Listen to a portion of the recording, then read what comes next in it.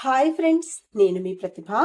ఈరోజు వచ్చేసి మజ్జిగ పులుసు చూపిద్దాం అనుకుంటున్నానండి. ఇది మజ్జిగ కొంచెం పులుపు ఉంటే బాగుంటుంది మజ్జిగ. ఇది నేను వెన్న తీసేసిన మజ్జిగతో చేస్తున్నాను అనమాట. దీనికి వెన్న ఉండాల్సిన అవసరం లేదండి. దీనిలో ఏం చేయాలంటే శనగపిండి వేసుకొని చక్కగా మొత్తం ఉండలు లేకుండా కలిపేసుకొని పక్కన పెట్టుకోవాలి. శనగపిండి అంటే మామూలుగా రెడీమేడ్ తీసుకున్న పిండి అస్సలు బాగుండదు అనమాట అండి. నేనేం చేస్తానంటే శనగపప్పు తీసుకొని కొంచెం ఎండలో పెట్టుకొని శనగపిండి ఆడిస్తాను. ఆ పిండి చాలా బాగుంటుంది. ప్యూర్ శనగపిండి మనకు వస్తుంది. బయట రెడీమేడ్ పిండిలు ఏంటంటే బియ్యం పిండి కలిపేస్తారు. అందుకోసం నేను అసలు ఎప్పుడూ శనగపిండి కొనను అనమాట. సో ఈ విధంగా దీన్ని ఉండలు లేకుండా బాగా కలిపి పక్కన పెట్టేసుకొని వీటిల్లోకి ఏ ఏ కూరగాయలు ఏ విధంగా చారు చేయాలో నేను మీకు చూపిస్తాను. మనం మజ్జిగ పులుసులోకి ఈ కూరగాయలు అన్నీ వేసుకుంటామండి. కూరగాయలు ఏం లేవు, ఈ రసం పెట్టుకుందామని మాత్రం అస్సలు అనుకోవద్దు. ఎందుకంటే కూరగాయలు ఎక్కువ ఉంటేనే ఇది బాగుంటుంది అనమాట. కనీసం టమాటా, ములక్కాడ, ఆనపకాయ అన్న వేసుకుంటేనే టేస్ట్ ఉంటుంది. నేనైతే దోసకాయ, వంకాయ, టమాటా, ఉల్లిపాయ, పచ్చిమిర్చి, ఆనపకాయ, ఇది ఆకుకూర ఈ మాత్రం కొంచెమంతా ఆకుకూర ఏదో ఒకటండి, పాలకూర కానీ తోటకూర కానీ మనం వేసుకుంటే బాగుంటుంది. బచ్చల కూర ఉన్నా కూడా బాగుంటుంది. ఇది నేను కొయ్యగూర ఈరోజు ఫ్రై చేస్తున్నాను కాబట్టి అది కొంచెం వేసుకుంటున్నాను. దానిలోకి కొత్తిమీర, కరివేపాకు, ములక్కాడ, బీన్స్ అనమాట అండి. మనం ఇందులోకి వేసుకోవడానికి అనువుగా ఉన్న ప్రతి కూరగాయ చక్కగా వేసుకోవచ్చు. ఆనపకాయ ముక్కుంటే మాత్రం చాలా బాగుంటుంది. ఒక ఉల్లిపాయ వేస్తున్నానండి. వీటన్నిటిని చక్కగా శుభ్రం చేసి మనం మీకు ఈజీగా అయిపోవాలి అనుకుంటే కుక్కర్లో ఒక విజిల్ వేసి తీసేసిన తర్వాత మనం మజ్జిగ దాంట్లో వేసుకోవచ్చు. లేదు టైం ఉంది అనుకుంటే చక్కగా విడిగా అన్నీ ఉడకబెట్టుకుంటే అయితే చాలా బాగుంటుంది. నేనైతే మట్టి కుండలో ఉడకబెట్టడానికే ట్రై చేస్తాను. ఎప్పుడన్నా బిజీగా ఉన్నప్పుడు మాత్రమే కుక్కర్లో వేస్తాను. మీరు కూడా ఒకసారి రెండు విధాలుగా ట్రై చేసి మీకు ఏది నచ్చితే అది వాడుకోవచ్చు. కూరగాయలన్నీ కట్ చేసుకొని ఉడకబెట్టుకొని మీకు చూపిస్తాను. మనం తీసుకున్న కూరగాయలన్నీ చక్కగా ఉడికిపోయాయండి. ఈ టైంలో ఏం చేయాలంటే మనం శనగపిండి కలుపుకున్న మజ్జిగ దీంట్లోకి వేసేసుకుందాము. శనగపిండి కలుపుకున్న తర్వాత ఇది తిప్పుతూ ఉడకనివ్వాలన్నమాట అండి, లేదంటే విరిగిపోతాయి. అట్లా తిప్పుకుంటూనే చక్కగా మెల్లగా తిప్పాలి. ముక్కలు మళ్ళీ పాడవకూడదు. ఇలా మెల్లగా తిప్పుతూ మాత్రమే దీన్ని కాయాలండి, లేకపోతే ఇది విరిగిపోతాయి అనమాట. అసలు అలా గనక మజ్జిగ విరిగిపోయిందంటే ఈ చారు టేస్టే ఉండదు. అంతే మా ఫ్రెండ్స్ చూస్తా ఉంటారు, అయ్యో ప్రతిభ చెప్పిందని ఒకవేళ చేస్తే ఇట్లా ముక్కలు ముక్కలు విరిగిపోయింది ఏంటని మళ్ళీ నన్ను అడుగుతారు. ఇట్లా ఈ విధంగా తిప్పుతూ మాత్రమే ఈ చారు చేసుకోవాలి ఫ్రెండ్స్. బాగా మరిగి ఈ ముక్కలకి చక్కగా ఈ మజ్జిగ టేస్ట్ అంతా పట్టుకున్న తర్వాత మనం తాలింపు వేసుకుందాం.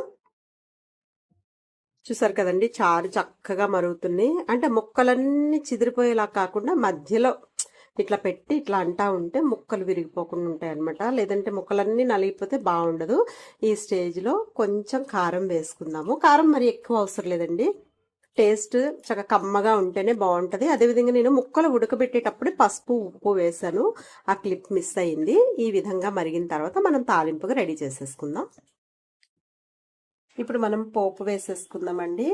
ఫస్ట్ అయితే ఆవాలు వేయాలి, ఎందుకంటే ఆవాలు చిటపటలాడాలి. పోపు దినుసులు అంటే కూడా అన్ని టపటపా ఒకటేసారి వేసేస్తే ఒకటి ముందు వేగేది ఉంటుంది, ఒకటి తర్వాత వేగేది ఉంటుంది. ఆవాల తర్వాత నేను అవి చిటపటలాడుతున్నప్పుడు చక్కగా వెల్లుల్లి వేస్తానమాట, కచ్చబెచ్చగా కొట్టుకొని. ఆ వెల్లుల్లి మంచిగా బ్రౌన్ కలర్లో వేగుతుంది. అది అయిన తర్వాత ఇంగువ మస్ట్ అండ్ షుడ్ ఫ్రెండ్స్. ఏ చారుల్లో అయినా ఇంగువ మాత్రం నేను కొంచెం ఎక్కువే వేస్తాను. అది రుచికి రుచి, హెల్త్కి హెల్త్ అనమాట, చాలా మంచిది. ఇప్పుడు ఇది కొంచెం ఫ్రై అయిన తర్వాత మిగతా పోపు దినుసులు మనం వేసుకుందాము.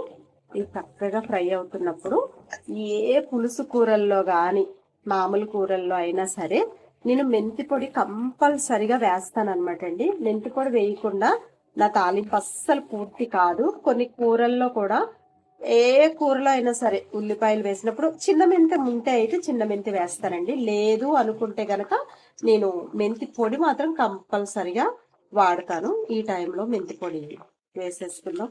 మెంతులు మంచి రుచినిస్తాయండి. అసలు చేదు అని ఒక అభిప్రాయం కాకుండా దాన్ని మనం తీసుకుంటే చాలా మంచిది. అసలు ఒక డిఫరెంట్ టేస్ట్ మన ఫుడ్కి వచ్చేస్తుంది అనమాట. మనం ఏ కూర చేసినా అన్నీ అయిన తర్వాత అప్పుడు కరివేపాకు వేసుకుందాము.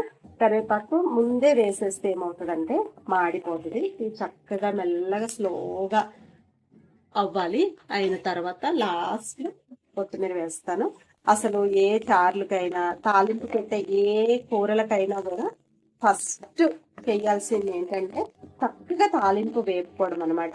ఈ విధంగా తాలింపు వేగిపోయిన తర్వాత నేను ఒక్కదాన్నే పట్టుకొని తీస్తున్నానండి. కొంచెం వీడియో అటు ఇటు అయినా కూడా ఏమీ అనుకోకండి. మళ్ళీ ఈ వంట చేసేటప్పుడు పిల్లలు లేరు, ఉంటే ఎవరో ఒకరు వీడియో తీస్తారు, కానీ మరి నేనే పట్టుకొని నేనే తీస్తున్నాను. ఈ విధంగా అయిన తర్వాత చక్కగా మనం కొత్తిమీర వేసుకొని, కొత్తిమీర వేసిన తర్వాత ఎంతోసేపు వేగాల్సిన అవసరం లేదు.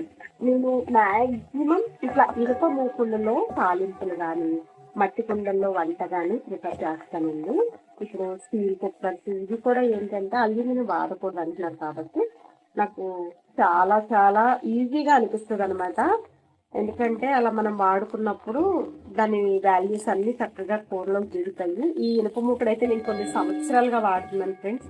క్యాస్ట్ ఐరన్, ఇనుప మూకుడులు ఇది వాడుకోవడం వల్ల హెల్త్కి మంచిదే. అందుకోసం నేను అవే వాడతాను. స్టీల్ కుక్కర్లో కూడా వంట భలే త్వరగా అయిపోతుంది ఫ్రెండ్స్. ఇప్పుడు చూసారు కదా మన తాలింపు వేగిపోయింది. ఈ విధంగా వేగిన తాలింపుని మనం చారులో వేసేసుకుందాము. ఇది కొంచెం లెంత్ అయినట్టుంది, అయినా కూడా తాలింపు అంతా వేగడం చూపిస్తున్నాను కదా. మన చారు మరిగిపోతుంది కదండి. చక్కగా ఈ తాలింపు తెచ్చి ఇందులో వేసేసుకుందాం. వేడి వేడి మజ్జిగ చారు రెడీ అయిపోయిందనమాట. ముక్కల పులుసు అంటారు, మజ్జిగ చారు అంటారు, మన ఇష్టం. పేరు ఏదైనా కూడా టేస్ట్ మాత్రం అద్దరిపోద్ది ఫ్రెండ్స్. నమ్మండి, ట్రై చేయండి.